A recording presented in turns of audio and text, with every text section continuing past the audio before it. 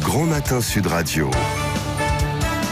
Le petit déjeuner politique. Il est 7h43, merci d'être avec nous. Nous sommes ce matin dans le petit déjeuner politique avec Brune Poirson, qui est secrétaire d'État auprès de la ministre de la Transition écologique et solidaire. Bonjour Brune Poirson.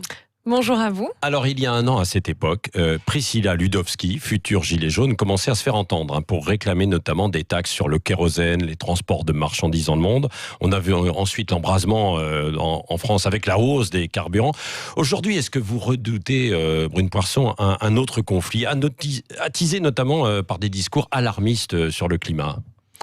Une chose est certaine, c'est que certains des tensions et des demandes parfois tout à fait légitimes, des gilets jaunes, mais aussi de certains autres, par exemple militants écologistes, par beaucoup d'aspects. Elles étaient légitimes, et deuxièmement, elles sont toujours d'actualité, et ce sont des tensions, des demandes qui restent plus que jamais, que nous devons écouter, et qui restent sous-jacentes. Société... Et d'ailleurs, c'est pour ça, non seulement nous les écoutons, mais en plus nous agissons. Nous avons déjà débloqué, par exemple, pour les gilets jaunes, 11 milliards d'euros, et puis par ailleurs, en matière d'écologie, c'est l'ensemble du gouvernement qui est mobilisé pour faire plus. Encore que ce qui est fait aujourd'hui, parce qu'effectivement, les choses changent à l'échelle planétaire encore plus rapidement que d'habitude. Oui. Mais est-ce qu'il ne faut pas avoir un discours de pédagogie ? Parce que là, on voit les agriculteurs qui sont agressés chez eux, dans les champs, par des gens qui se disent écolos, mais qui sont des radicaux quand même.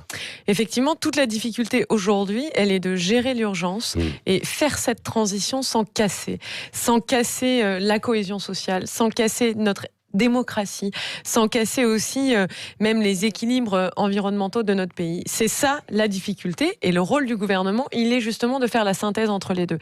C'est très difficile, parce que d'un côté, il y a des personnes qui demandent toujours et qui nous demandent d'être plus verts que verts, et je comprends beaucoup de leurs préoccupations, mais de l'autre côté, il ne faut pas oublier qu'il y a beaucoup de personnes qui ne sont pas encore prêts totalement à faire cette transition. Et puis on est dans une concurrence internationale où à l'étranger, parfois, on ne tient pas compte de ce que l'on fait ici. Nous, on va beaucoup plus vite. C'est pour ça que nous tenons à mettre en place des mesures de justice et d'équilibre, comme par exemple une taxe carbone aux frontières, de façon à ce que les produits que nous importons, par exemple de Chine, puissent être taxés à la hauteur de la pollution qu'ils engendrent, et ne pas rentrer en concurrence presque déloyale avec des produits français qui, eux, seraient produits de façon beaucoup plus respectueuse de l'environnement. Bon, l'écologie façon Macron, c'est pas uniquement de l'affichage, alors ça va être bien réel. Ah mais non, mais regardez déjà tout ce qu'on a fait jusqu'à aujourd'hui. Est-ce que je pourrais ça a été un peu stoppé aussi peut-être par le départ forcé de François de Rugy notamment. Mais non, pas du tout. Regardez, Elisabeth Borne, elle est arrivée au gouvernement. Oui, mais elle a déjà beaucoup de dossiers, non ?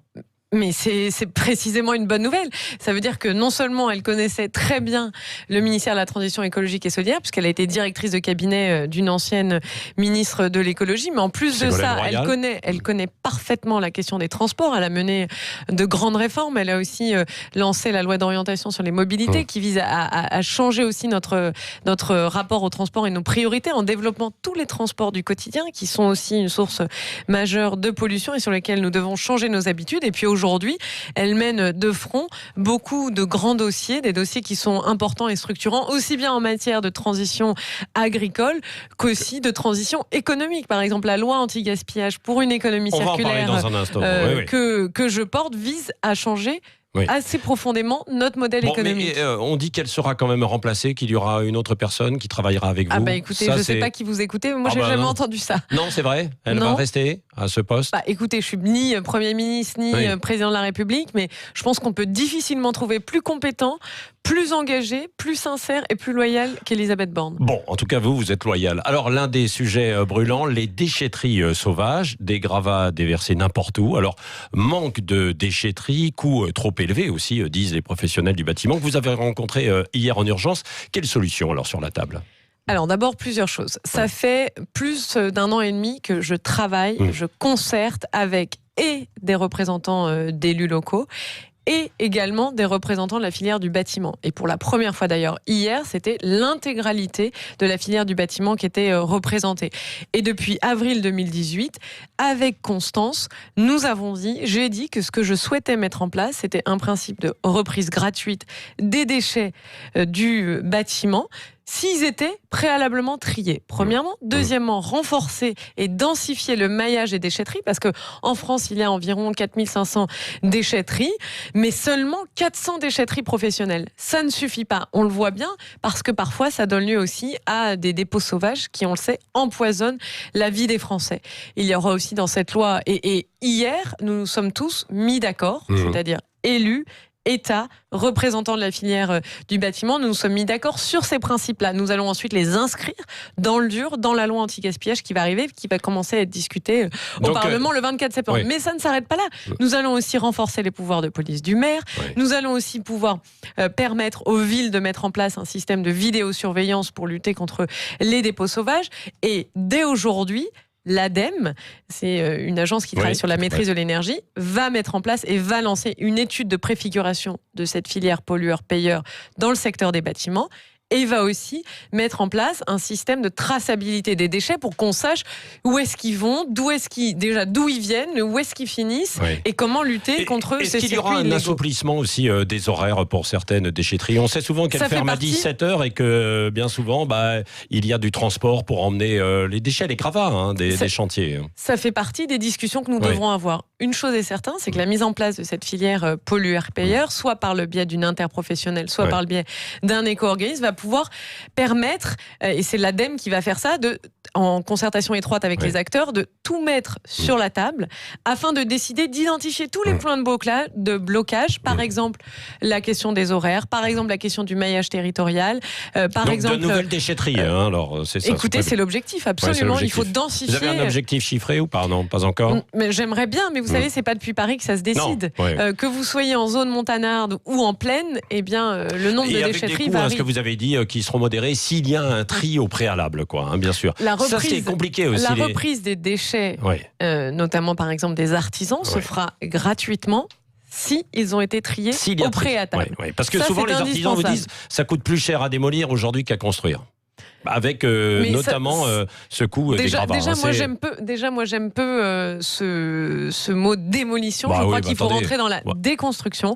Parce que les matériaux ont une valeur. Vous savez, en France, on ne recycle que 2% du verre plat. Vous savez, le verre qui sert à faire les vitres, 2%. Alors qu'on manque de sable dans le monde. On manque de sable pour produire du verre et des vitres. Pareil, on recycle 2% des moquettes en France. C'est aberrant. Il faut changer ce système. On peut recycler la moquette, alors oui, bien sûr. Oui, absolument. Bon, écoutez, tout doit bien. avoir une seconde vie. Alors, justement, vous allez porter la loi anti-gaspillage. Là, vous continuez effectivement de discuter, de dialoguer. À propos, dans cette loi, je crois qu'il y a le retour de la consigne. On en est où précisément pour ça? Eh bien, ça a fait beaucoup de bruit. On en est à discuter des modalités de mise en œuvre. Moi, je n'ai pas toutes les réponses et je ne veux pas les avoir. Je suis en train de concerter, mes services le font au quotidien, de concerter avec l'ensemble des acteurs. Mais je veux que ce soit un système qui soit rentable économiquement, rentable écologiquement et qui soit aussi efficace et utile et qui répondent à une demande très très forte des Français. Mais je veux par exemple que les recycleurs, qui ont un rôle fondamental à jouer dans notre pays et qui doivent continuer à avoir un rôle important, plus important que jamais, soient au cœur du dispositif. De même que les collectivités, qui elles sont en charge de la gestion des déchets. Parfois certaines ont dit non mais nous on a déjà mis des choses en place, on va pas revenir en arrière. Mais déjà, pour le plastique, pour le ramassage. Mais il s'agit en aucun cas de revenir en arrière. Surtout ceux qui ont été pionniers, il faut qu'ils restent moteurs. Et puis vous avez dit certaines collectivités, je suis ravie de l'entendre parce qu'il y en a beaucoup aussi qui me mettent la pression en me disant il faut accélérer le déploiement d'un système de consigne. Mais c'est pour quand ce système? Est-ce que vous avez une date ou une fourchette? Déjà, il faut que le principe de la consigne, sans dire exactement quelles sont les modalités, et c'est à dessein que nous faisons ça, sera inscrit. En tout cas, à l'heure actuelle, est inscrit dans la loi. Il y a ensuite des discussions qui vont avoir lieu au Sénat. En parallèle, il y a Jacques Vernier, il y a un expert qui travaille sur différents scénarios avec l'ensemble des acteurs. Donc, quelle échéance à peu près, la consigne pour le plastique, les bouteilles plastiques au printemps, avant ou pas? Attendez, ça met du temps. Il faut rassembler l'ensemble des acteurs. Attendez. Il faut se mettre tous d'accord sur un système et ensuite le déployer, j'espère, avant la fin du quinquennat. Avant la fin de... Ah oui, donc c'est pas aussi immédiat. On avait dit que dans les 6 mois. Mais attendez, bien sûr, mais puisqu'il y a urgence. Non, mais il faut construire les machines, il faut les déployer, tout ça Bon, met un peu de temps. Moi, j'aimerais bien avoir une baguette magique. Pas de consigne pour le plastique, mais probablement vous savez, avant 2022. Non, mais c'est ce que vous dites, probablement pas avant 2022. À ce stade, je ne me prononce pas. Je veux déjà, et ce qui est important, c'est que la loi soit votée. Oui. Bon, autre point fort de votre loi, la destruction des invendus. Parce qu'aujourd'hui, il y a des invendus en alimentaire et non alimentaire de façon colossale, quoi. Et là, vous allez intervenir aussi parce qu'on peut limiter. En France, il y a environ 800 millions d'euros par an de produits qui sont détruits, alors qu'ils pourraient être encore utilisés. Par exemple, nos vêtements, il y en a une grande quantité qui pourraient être encore portés, mais simplement, ils n'ont pas marché, ils ne sont pas à la mode, hop, ils sont brûlés, ils sont détruits. Pareil pour les cosmétiques. Il y a 3 millions de Français qui parfois n'osent pas sortir de chez eux parce qu'ils manquent de produits d'hygiène de base, d'un côté. Et de l'autre côté, vous avez 91% des produits qui ne sont pas vendus, des produits cosmétiques qui ne sont pas vendus, qui sont détruits. Ça, on est dans un système qui est absurde. Et il est tout à fait à l'image de notre économie. Notre économie, aujourd'hui, par bien des aspects, elle est mauvaise socialement, elle est mauvaise écologiquement, elle est mauvaise économiquement. Et donc, avec la lutte contre le gaspillage, on inverse la logique. On change ce système économique qui crée plus d'inégalités sociales, plus de mal pour l'environnement et qui est aussi peu rentable économiquement. Il faut arrêter parfois de produire trop et surtout de finir par produire pour détruire. Et c'est l'objet de cette loi. La France est le premier pays dans le monde à l'avoir fait. Bien sûr. C'est une mesure qui est courageuse. On va vite, notamment sur les déchetteries sauvages. C'est vrai, c'est bien, vous avez raison, mais quand on regarde dans le monde ce qui se passe, alors là, il y en a un peu partout, quoi. Absolument, mais je crois que beaucoup de pays sont mobilisés et en tout cas, s'il y en a qui ne le sont pas, nous avons d'autant plus une importante responsabilité. Le mot de la fin, Brune Poirson avec Cécile de Ménibus. Oui, justement, je vais plus loin, justement. 3 ans après le vote de la loi Garot, on parle de gaspillage alimentaire. La quasi-totalité des grandes et des moyennes grandes surfaces travaillent aujourd'hui avec des associations. Seulement 1 sur 2 n'est pas collectée quotidiennement. Ça veut dire qu'il y a encore énormément de consommables qui sont jetés aujourd'hui. Mais combien de temps il faudra pour que ça se mette en place ?